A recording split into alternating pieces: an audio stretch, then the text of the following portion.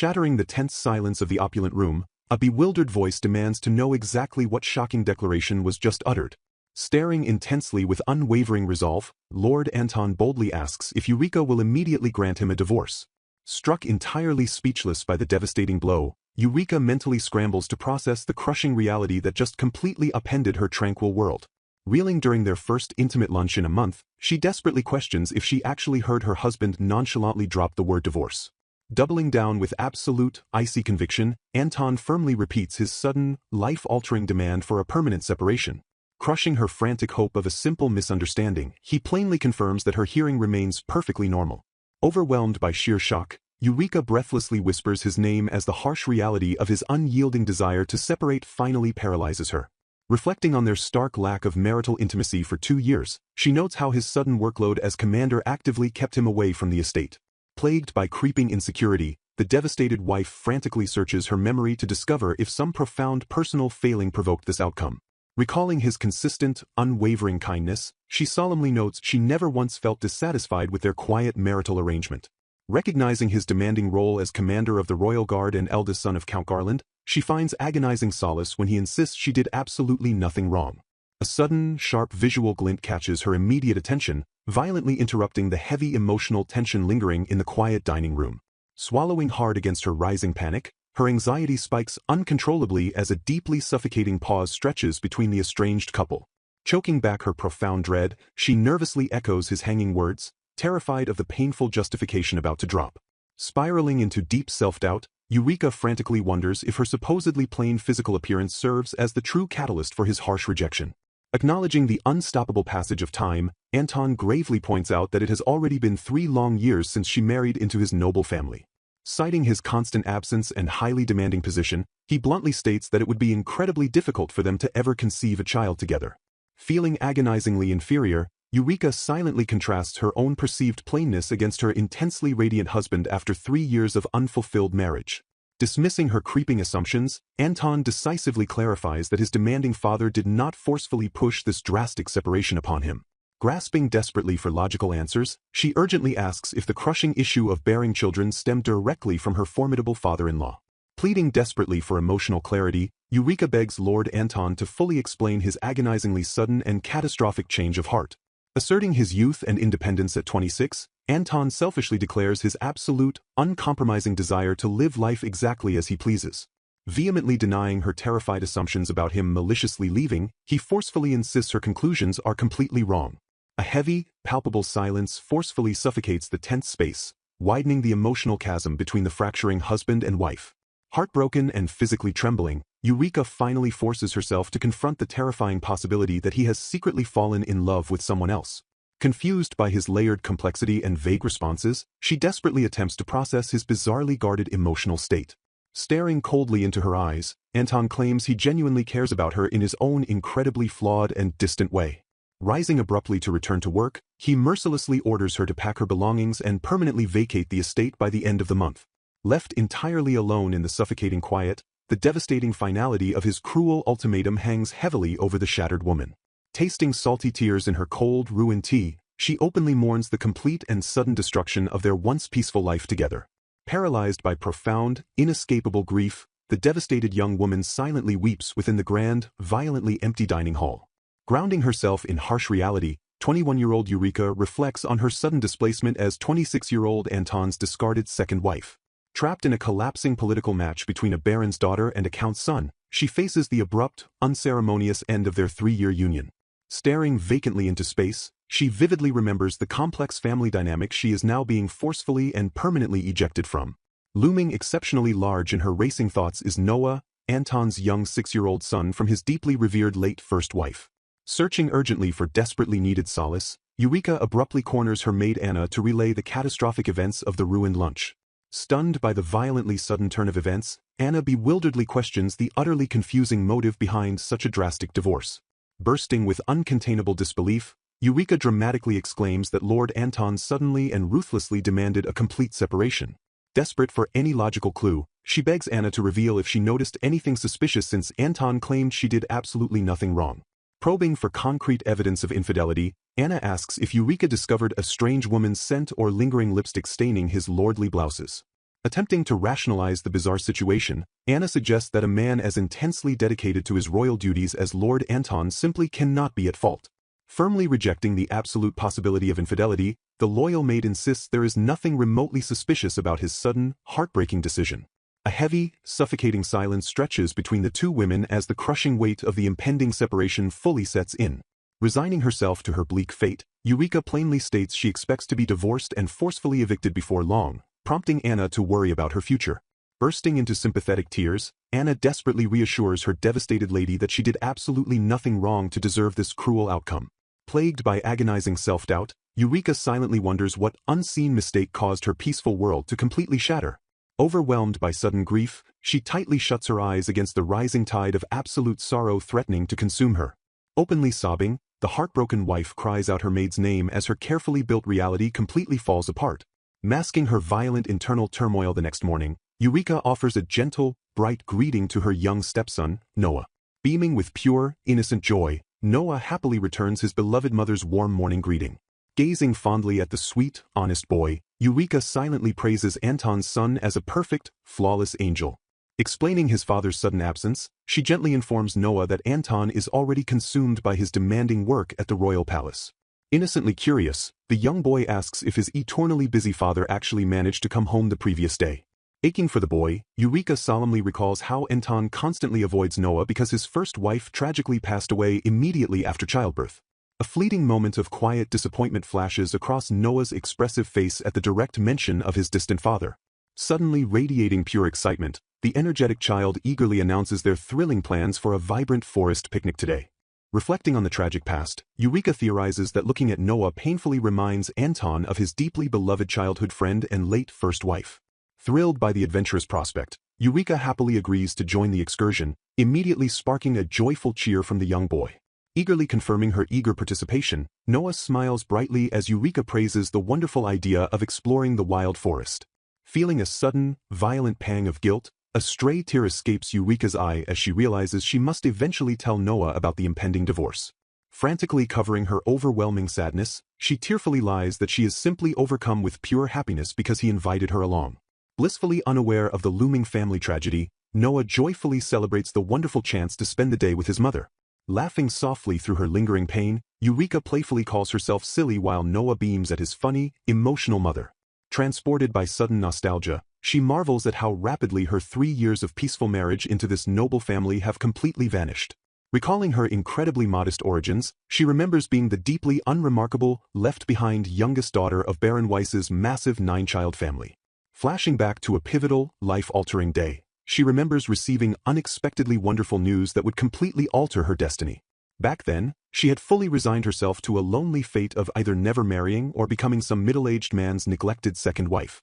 Disrupting her bleak expectations, her commanding sister forcefully presented a marriage proposal from a gentleman with a 3-year-old son. Utterly stunned by the massive revelation, a younger Eureka stares in complete, wide-eyed disbelief at the shocking aristocratic match. The mysterious suitor was shockingly revealed to be none other than Anton Garland, the esteemed and highly respected commander of the Royal Guard. Baffled by her own immense luck, she desperately wondered why a legendary man coveted by all young noblewomen would ever desire someone like her. Remembering their very first emotional meeting, she affectionately recalls how young Noah instantly warmed up to her and desperately called her mommy. Swept away by the rapid, incredibly smooth momentum of fate, she seamlessly transitioned into her new life as Anton's second wife. Snapping violently back to her grim reality, a powerful wave of anxiety crushes her as she wonders what will actually happen to Noah when she is banished. Remembering her positive familial influence, she proudly notes how her gentle presence slowly convinced the avoidant Anton to finally pay attention to his neglected son. Warning the adventurous boy during their lively picnic, she firmly commands Noah not to get dangerously close to the edge without the nearby guards. Ignoring the perceived danger in his sheer excitement, Noah gleefully points out a vibrant school of fish swimming in the shimmering water. A sudden, sharp gasp momentarily interrupts the peaceful, vibrant flow of their beautiful woodland excursion. Breathing in the wonderful forest air, Noah innocently asks his mother if she ever visited this beautiful, refreshing place with his father. Gently correcting his sweet assumption, Eureka fondly explains that the familiar woods simply remind her of the wild forest behind her own childhood home. Recalling her carefree youth, Eureka fondly remembers playing tag, hide-and-seek, and building secret bases with her closest friends. Hearing the thrilling mention of a secret base, Young Noah's bright eyes immediately sparkle with pure, uncontained excitement. Struck by sudden nostalgia, Eureka realizes the adventurous boy she often played with back then possessed those exact same sparkling eyes. Chuckling softly to herself, she notes that energetic boys are always naturally drawn to fascinating things like secret bases. Gazing thoughtfully into the distance, she softly wonders how her old childhood friend is doing after all these years. Remembering his sharp mind and lightning-fast feet, she fondly recalls the gaming genius who always enthusiastically called out to her. Reflecting on her past, she remembers meeting the older boy, Phi, in the relaxing forest behind her family manor when she was only 5.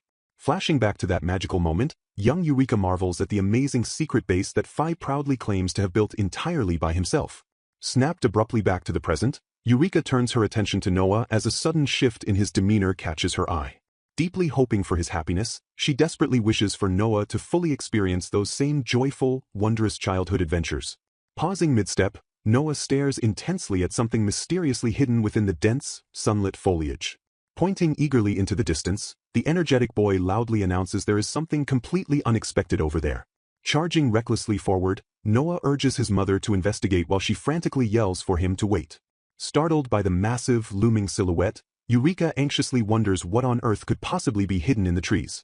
Spotting an impossible tree house in the strictly off-limits Garland family forest, she questions its completely unauthorized existence. Fearing a dangerous intruder, Eureka urgently warns Noah to stay back, but the brave boy casually dismisses her terrified concern. Cutting through her rising panic, a mysterious man warmly calls out a friendly greeting from the strange, looming treehouse. Gasping in utter shock, Eureka watches breathlessly as Noah excitedly points out the rugged stranger lingering up above. Staring in complete, frozen disbelief, she desperately tries to process the utterly impossible identity of the rugged man standing before her. Innocently curious, Noah bravely asks the smiling stranger if he actually built the impressive wooden house all by himself. Casually dropping a relaxed greeting, the mysterious man notes that he was genuinely wondering who had wandered into his area. While permitting the eager boy to look inside, the man gently suggests Noah obtain his mother's explicit permission first. Beaming with pride at Noah's absolute amazement, the man proudly confirms he built the incredible structure in a mere 3 days. Realization suddenly strikes the man with heavy force as he gets a clear, unobstructed look at Eureka's stunned face. Utterly astonished by the impossible reunion, the man softly breathes her nostalgic childhood nickname, Yuri. Smiling with bright, overwhelming joy, he enthusiastically declares that he just knew it was really his old friend standing there. Trembling with pure shock, Eureka hesitantly asks if the rugged man before her is truly her long-lost childhood friend, Phi. A heavy, intensely stunned silence stretches endlessly between the two long-lost friends as they simply stare at one another. Recovering slightly from the massive shock, Eureka greets Phi warmly and directly asks what brings him to this heavily restricted forest. Explaining his highly unexpected presence, Phi casually reveals he is technically one of her formidable father-in-law's men. Surprised by the direct connection to General Garland, Eureka listens as Phi explains he actually lives there with the general's explicit permission. Impressed by his elite, merit-based status in the Guard Corps, she silently deduces that Phi must be an incredibly capable soldier. Gently answering Noah's intensely curious question, Eureka confirms the strange man is actually a very old childhood playmate of hers. Instructing her son to mind his manners, she grants Noah permission to enter since the gentleman is a trusted acquaintance of his grandfather. Welcoming the excited boy inside, Phi warmly tells Noah he is genuinely glad they decided to visit his hidden home. Shifting his warm attention downward, Phi kindly invites Yuri to climb up and come inside the magnificent treehouse as well. Seizing the thrilling moment, Noah immediately scrambles up the sturdy ladder to fully explore the wooden structure. Marveling at the absolutely wonderful view, Noah excitedly calls down for his mother to come up and join them. Smiling with deep, grateful joy at the incredible reunion, Eureka offers a warm, heartfelt thank you to her old friend. Reaching out a strong, helpful hand, Phi gently assists Yuri as she steps up into their amazing new secret base. Staring intensely, Phi fixes his unwavering gaze directly upon a completely unsuspecting Eureka. Startled by the sudden intensity, Eureka lets out a sharp gasp as she finally notices his piercing look. Frantically checking her appearance, she nervously asks if there is something strange stuck on her face. Smiling warmly, Phi sincerely confesses that the once cute girl has blossomed into a truly stunning beauty. Flustered by the compliment, Eureka stammers that he has unexpectedly grown into an incredibly smooth-talking, wonderful man. Blushing deeply, the two old friends share a remarkably tender, quiet moment of mutual embarrassment. Shattering the romantic tension, Noah loudly marvels at the magnificent sparkling lake visible from the high balcony. Astonished by his craftsmanship, Eureka asks if he genuinely built the table, chairs, and kitchen completely by himself. Admiring the flawless woodwork, she breathlessly declares the beautifully constructed hideaway to be absolutely breathtaking. Bursting with pure joy, Noah praises the amazing man and desperately begs to come back again. Chuckling at the boy's relentless enthusiasm, Fi playfully agrees on the strict condition that Noah keeps up with his studies. Laying down ground rules, Fi politely requests advance notice since he works during the day and returns late. Stepping into the small kitchen, the rugged man begins carefully preparing a fresh, steaming pot of tea. Pouring the fragrant brew, Fi warmly invites his surprised guests to take a comfortable seat at the wooden table. Sipping the delicious beverage, Noah gleefully thanks the mysterious mister for his incredible woodland hospitality. Observing his relaxed demeanor, Eureka happily notes that her childhood friend hasn't changed one bit. Smiling softly, she expresses profound gladness at finding her old companion still acting exactly the same. Laughing heartily, Fi completely deflects the compliment by pointing out how much she has grown up herself. Staring fondly at his face, Eureka silently concludes that he really is exactly like the sweet boy from her past. Calculating the long passage of time, she wonders aloud if it has really been 9 whole years since they last met. Confirming the timeline, Fi casually reveals he somehow knows she married Noah's powerful father 3 years ago. Brushing off her surprise, he vaguely mentions being constantly pressured by everyone around him regarding his own life. Processing his cryptic words, Eureka simply murmurs in quiet understanding as the heavy conversation shifts. Turning the tables, she directly asks the handsome soldier if he has secretly gotten married yet. Denying any marriage, Fi playfully jokes that staying single might be a bit of a shame for a man like him.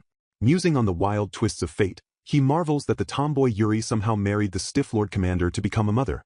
Pausing mid-conversation, a sudden realization seemingly strikes the observant guardsman about their current location. Shifting his focus to Noah, Fi asks the eager boy if he intends to go visit his powerful grandfather today. Agreeing with Fi's solid logic, Eureka decides they should quickly cross the nearby woods to visit the general's grand estate.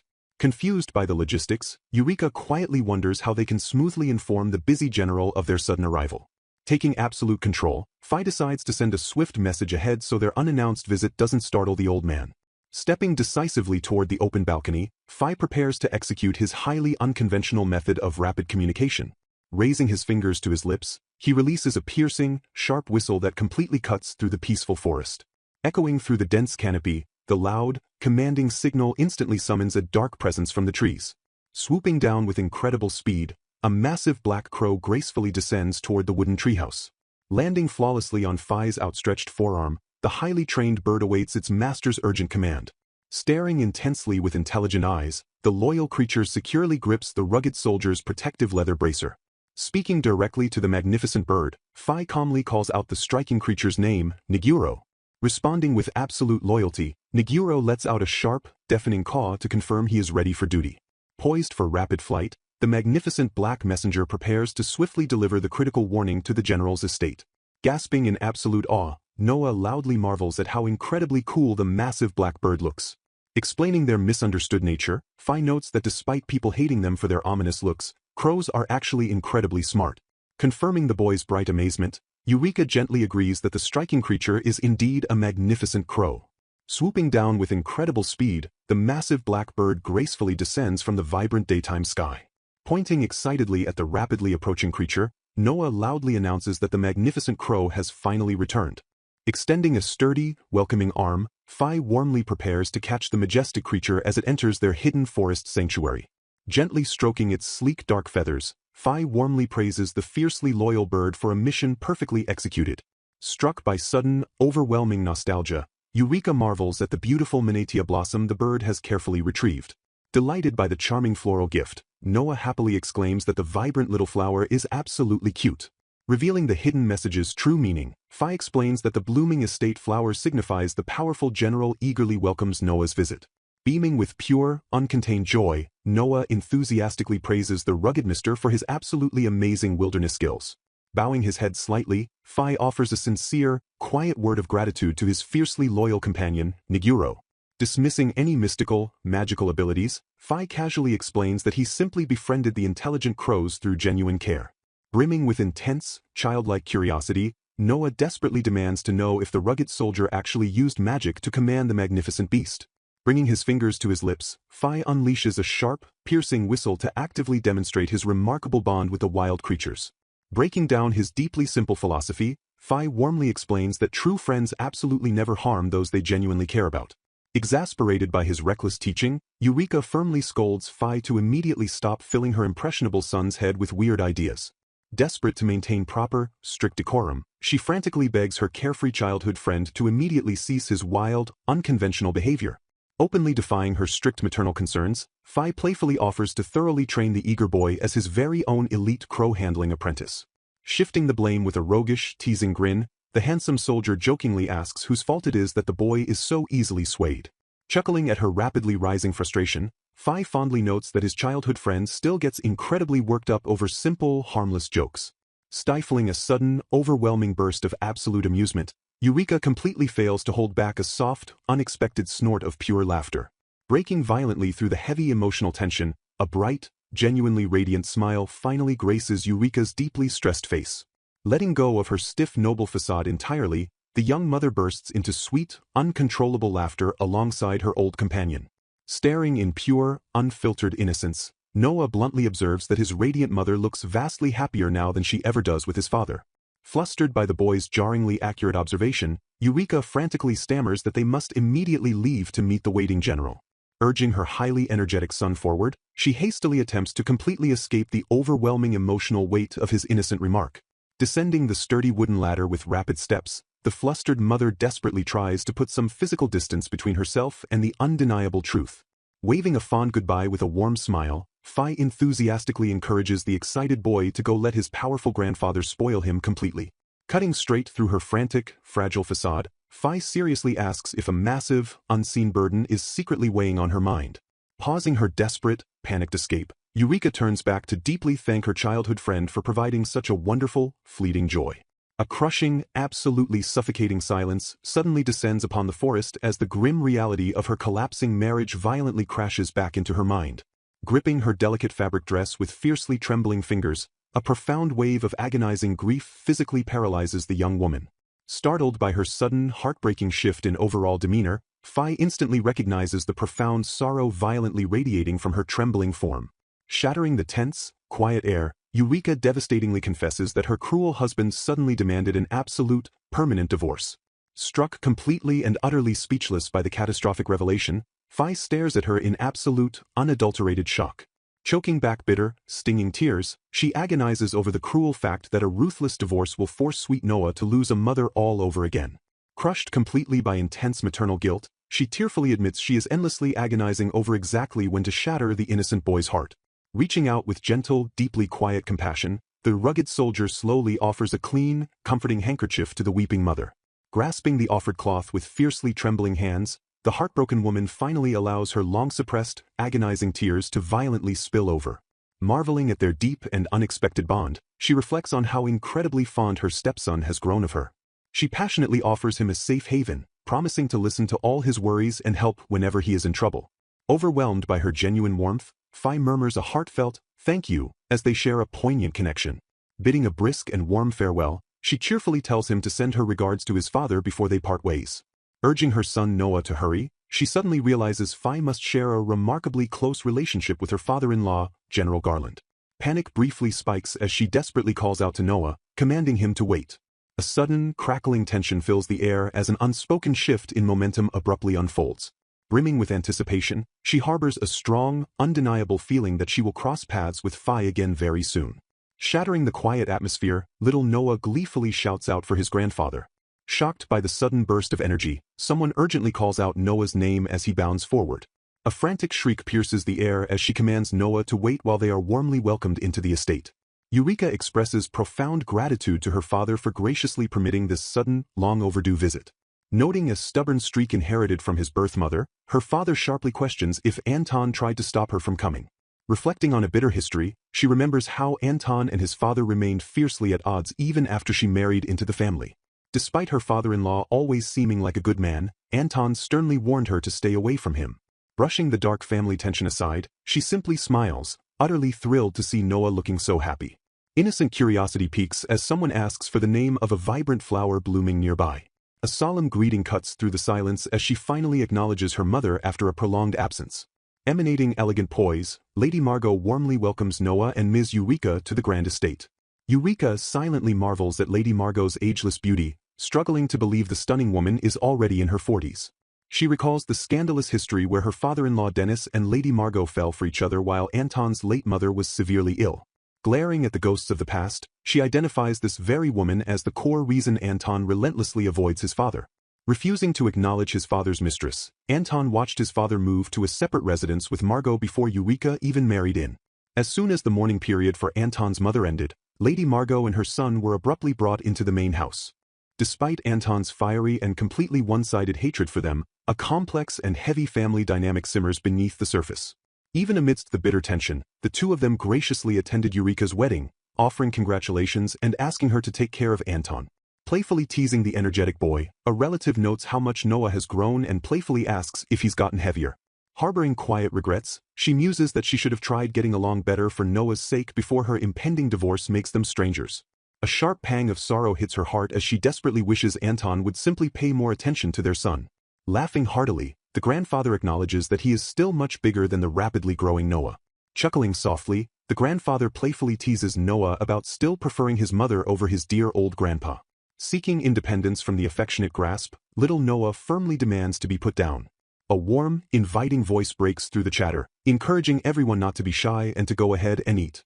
Graciously inviting them to sit, the host announces that tea is served and tells them to help themselves. A heavy, silent tension settles over the room as words temporarily fail them all in a quiet visual beat. Breaking a 2-year silence, the father casually inquires about how Anton is doing these days. Sensing an underlying loneliness, the father probes further, questioning if Anton is refusing to come home. Maintaining a polite facade, Eureka smoothly assures him that Lord Anton is doing well and simply set off for work that morning. Pressing the issue, the older man sharply questions if Anton has actually stopped returning to the house, prompting Eureka to insist he came home yesterday. Deflecting the mounting pressure, she nervously laughs off his absence by claiming everyone knows how fiercely dedicated Anton is to his work. Little Noah proudly declares that when he grows up, he will join the guard just like his cool father, even though it feels lonely without him. Eureka gently asks if he loves his father, and Noah confirms, adding that he loves his kind, sweet-smelling mother too. Summoning his courage, Noah bravely insists he is all right and can be brave even without his father, as long as he has his mother. Touched by his innocent devotion, Eureka warmly murmurs Noah's name in response. Bubbling with excitement, Noah loudly proclaims that he is going to marry his mother when he finally grows up. Continuing his grand plan, the energetic boy vows to join the guard so he can powerfully protect her. Meanwhile, Eureka internally questions what on earth her husband is doing and whether his work is truly worth neglecting his family. A heavy silence falls over the estate as Eureka stews in her troubled thoughts about her persistently absent husband. The grandfather notes Lord Anton's devotion to his work, though Eureka privately doubts the king would demand such total neglect. The grandfather reveals they dutifully send a maidservant from the estate every 3 days at Anton's strict request. Confused by his isolated lifestyle, the older man wonders how Anton manages his daily needs if he never returns to the estate. Maintaining her polite composure, Eureka softly asks her perceptive father-in-law not to let the situation trouble him. Feeling deeply apologetic, the father-in-law calls Anton a total nuisance for causing her nothing but trouble since she married into the family. Offering a gentle reassurance, Eureka smiles and firmly states that she has been truly happy since joining their family. Visibly relieved, the grandfather expresses immense gratitude to hear her say such incredibly kind words. A sudden wave of despair crosses Eureka's face, prompting her concerned father-in-law to immediately ask what is wrong. Hiding her inner turmoil, she quickly lies that she was merely thinking about how blessed she is to have such a perceptive father-in-law. Inwardly, she agonizes that she could never confess Anton's demand for a divorce because this home has become far too comfortable. Noticing her son rubbing his eyes, Eureka affectionately asks if little Noah is already getting sleepy from the visit. The grandfather warmly invites them to visit anytime as Eureka expresses her deep gratitude and prepares to take her leave. Leaving the grand estate behind, their ornate carriage quietly departs for the long journey home. The carriage steadily makes its way back as Eureka remains completely lost in her complicated, swirling thoughts. She bitterly reflects on how this troubled marriage was originally a connection graciously granted by her sister's powerful husband. The crushing weight of her secret burdens her as she stares blankly ahead in the gently rocking carriage. Feeling utterly isolated, she wonders what she should do and who she could possibly confide in about this impending disaster. Finding her resolve, she decides to turn to her royal sister, certain she will be a vital source of strength. A few days later, her sister joyfully welcomes her to the palace, warmly asking if she has been well. Beaming with sheer delight, the royal sister happily calls out Eureka's name. Eureka looks up in awe, taking in the familiar, comforting presence of her beloved sibling. Relieved to see her, Eureka brightly greets Sister Marlene with a respectful bow. Marlene playfully waves off Eureka's formal apology, reminding her there is absolutely no need for such strict formality between sisters. The two sisters settle into a lavishly decorated palace room to quietly discuss the urgent matter at hand. Dismissing her staff, Marlene orders her head lady-in-waiting to prepare tea and immediately withdraw until called for. Eureka admires her fifth oldest sister, Marlene, noting she beautifully inherited their mother's stunning strawberry blonde hair and sky-blue eyes. The dutiful servant bows respectfully, instructing the royal ladies to call if they require absolutely anything. With a remarkably heavy heart, Eureka hesitates before finally beginning to reveal the devastating truth. Marlene, the king's highly favored consort, notes this rare visit and intensely asks her sister what happened. Dropping the ultimate bombshell, Eureka confesses that Lord Anton bluntly told her he wants a divorce. Utterly shocked, Marlene screams out Commander Garland's title in pure, unadulterated disbelief.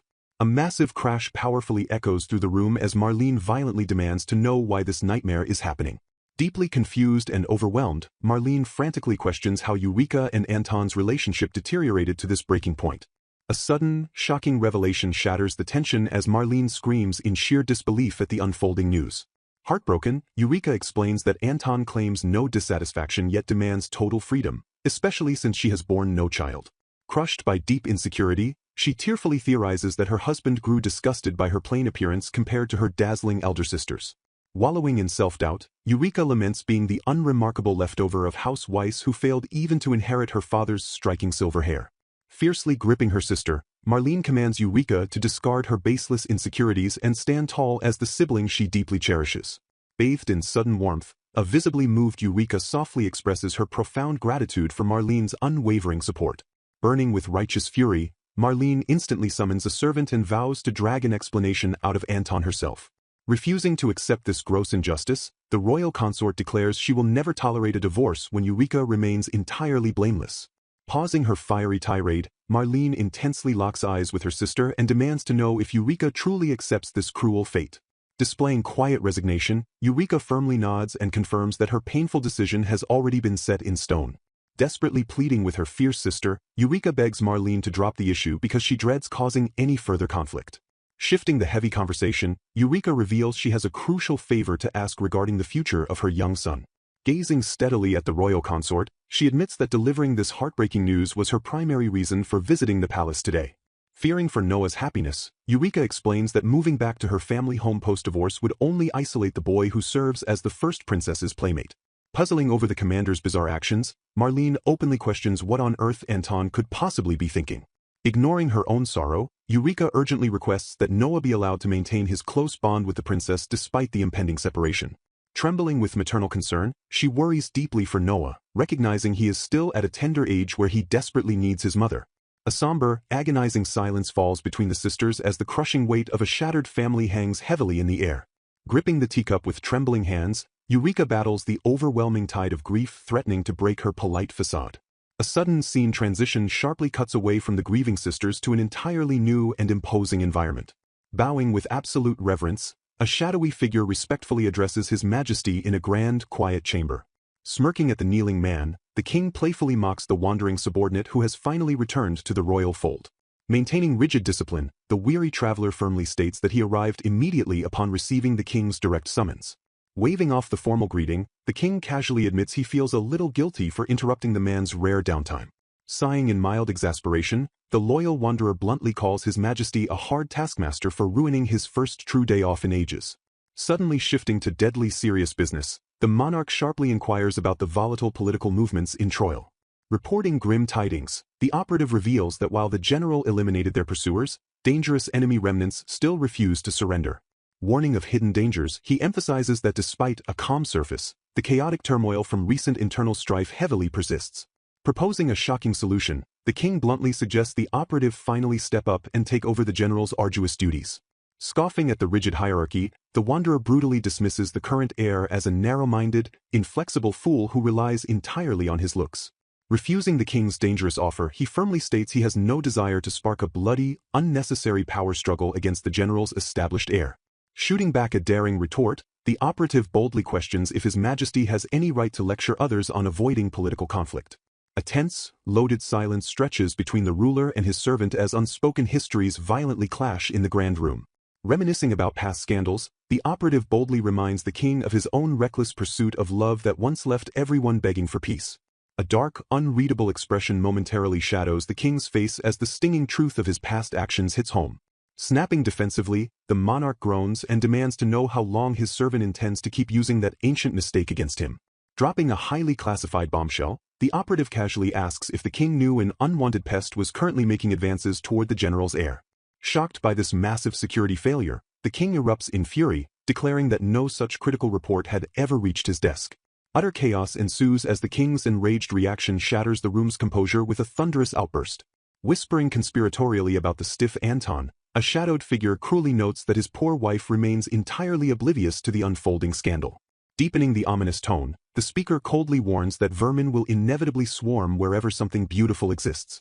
Shattering the tense atmosphere, little Noah enthusiastically cries out for his mother as he bounds into the room. Smiling warmly at her beloved son, Eureka softly wishes him a good morning to start their day together. Despite the looming tragedy hanging over her, she clutches her chest and desperately vows that she still wants to be Noah's loving mother. Trapped by her own heavy heart, she silently agonizes over her utter inability to bring herself to mention the impending divorce. Dread intensely courses through her veins as she realizes Anton's cruel deadline is only one agonizing week away. Panic erupts in the quiet halls as frantic maids dash off to desperately search for their missing lady. Intercepting the young boy, Clara and Theo gently instruct Lord Noah to head back to his room for his daily lessons. Noticing their deeply distressed expressions, Eureka steps forward to ask Clara and Theo if something is terribly wrong. Her maternal intuition flaring, she nervously presses the trembling servants to reveal if something devastating just happened. Bracing for the absolute worst, she terrifiedly wonders if Anton finally ordered them to coldly throw her out of the estate. A suffocating, terrifying silence stretches between them as the servants struggle to find the right words to deliver the blow. Delivering a world-shattering revelation, the tearful maid reveals that his lordship has inexplicably eloped. Pure, unadulterated shock violently seizes Eureka as the impossible words ring loudly in her ears. Bowing her head in utter shame, the weeping maid accepts any punishment for her total lack of supervision over the household. Trembling with sheer disbelief, Eureka repeatedly denies the horrifying reality that Anton actually eloped and abandoned them. Trying to make sense of the ensuing chaos, she confusedly asks if the other person involved was one of the maids. Completely baffled by the servant's deep guilt, Eureka wonders aloud why Clara should face any punishment for this betrayal. Struggling to accept the ugly truth themselves, the devastated servants finally admit that the other woman is Anna. Her mind momentarily blanking from the immense shock, Eureka blankly demands to know exactly who they are talking about. A horrifying wave of realization crashes over her as she refuses to believe the quiet and loyal Anna could commit such treason.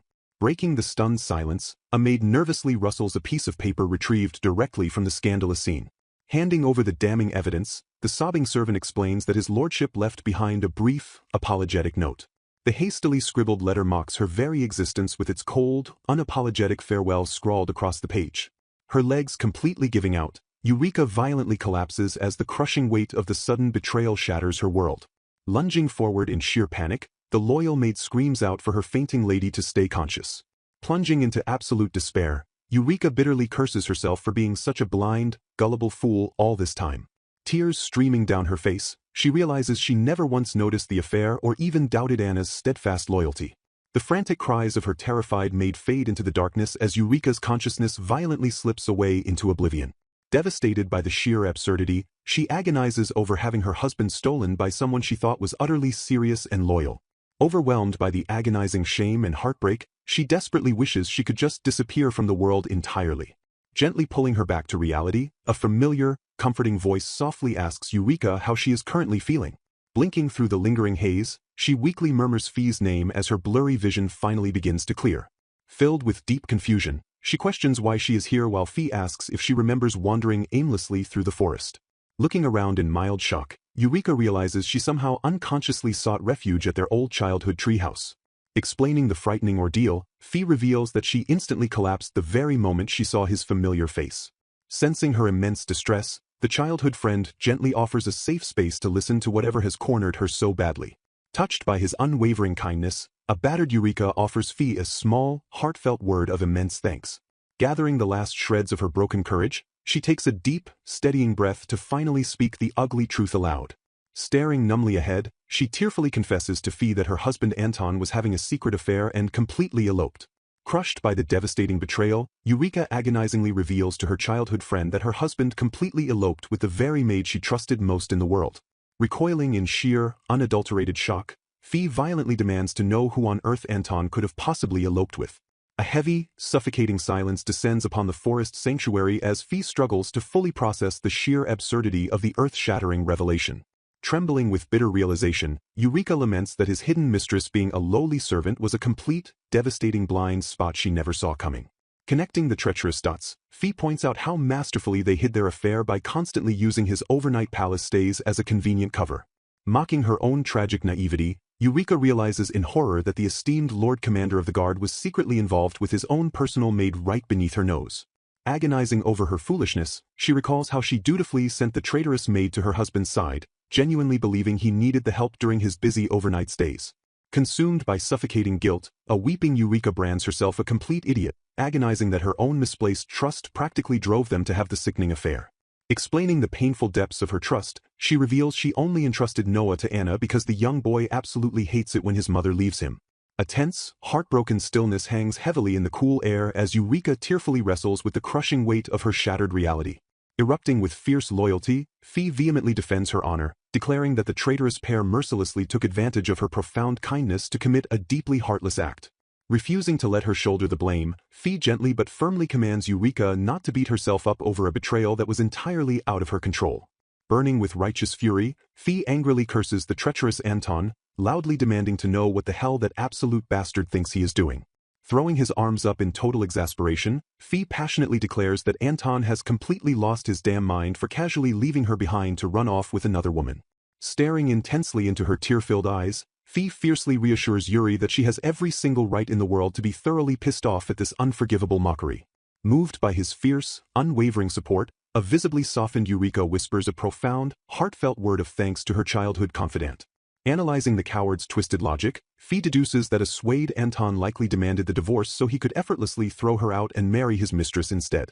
Highlighting the commander's reckless arrogance, Fee points out that the foolish man hasn't given a single rational thought to the massive consequences of his scandalous actions. A soft, vulnerable silence stretches between the two old friends as the warmth of Fee's righteous indignation begins to soothe her battered soul. Inwardly marveling at the strange comfort, Eureka quietly rejoices that having someone else get so fiercely angry for her sake could make her feel this unexpectedly happy. Spiraling into fresh panic regarding the looming scandal, she dreads becoming a public laughingstock and desperately wonders how she is supposed to explain this humiliating mess to Noah. A horrifying wave of maternal panic crashes over her as she agonizes over the absolute tragedy of a father coldly abandoning his adoring son to run off with another woman. Clutching her chest in pure agony, a terrified Eureka weeps that this cruel abandonment will completely break Noah's fragile heart, leaving her utterly lost on what to do next. Offering a powerful beacon of hope, Fee confidently assures her that word must have already reached the formidable general, who will undoubtedly sort this massive disaster out. Placing a comforting, steadying hand on her trembling shoulder, Fee gently urges the hyperventilating mother to finally calm her racing mind. Blinking through her lingering tears, a stunned Eureka slowly realizes the profound truth and logic hidden within Fee's comforting words. Desperately clinging to this newfound sliver of hope, she breathes a shaky sigh of relief, agreeing that her powerful father-in-law will surely handle the escalating crisis. Offering him one last glance of immense, heartfelt gratitude for absolutely everything, Eureka firmly announces that she must immediately head back to her estate. Her fierce maternal instincts completely taking over, she hurries forward, deeply worried about how her precious Noah is faring all alone in that massive, empty mansion. The two companions swiftly navigate the dense, shadowed forest, their hurried footsteps echoing through the serene wilderness as they race back towards civilization. Noting the rapidly darkening sky, a fiercely protective Fee insists on escorting her safely back through the perilous woods, refusing to let her walk home alone.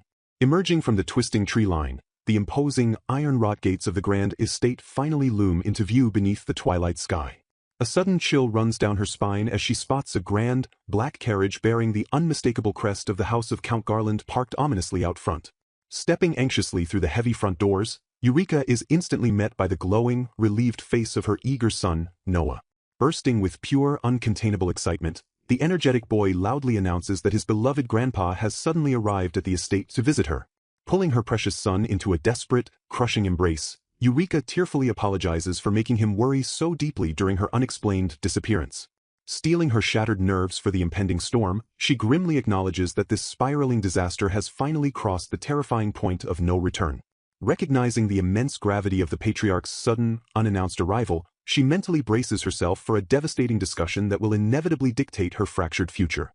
Gracefully entering the tense parlor, Eureka bows respectfully to her imposing father-in-law, offering a deeply sincere apology for keeping him waiting. A thick, suffocating tension instantly floods the room as the formidable older man solemnly acknowledges her arrival with a quiet, commanding nod. Fixing her with an incredibly stern, unyielding gaze, the general breaks the heavy silence, grimly declaring that he has a highly urgent matter to discuss with her.